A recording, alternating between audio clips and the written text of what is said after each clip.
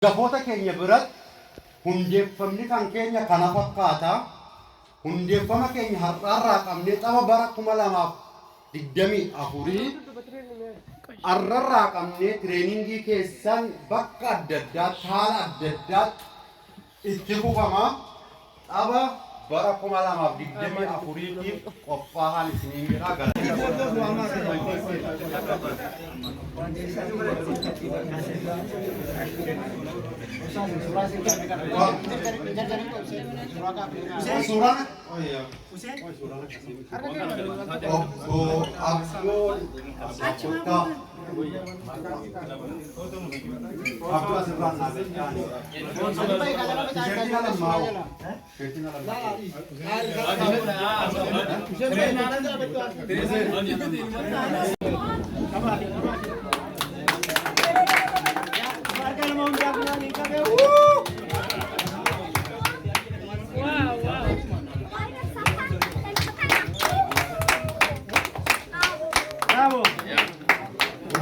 Galatoma keessummoonni akka yerooftaa taphattoonni muummichi mata biratti kennineerra amaanaa akkasitti kennine bara dhufu gama gabarratti sirraa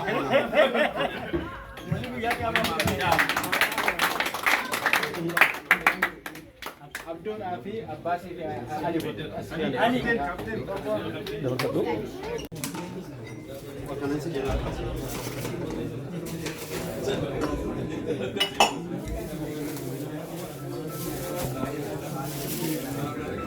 Sabi sa kita na nangkas, boy.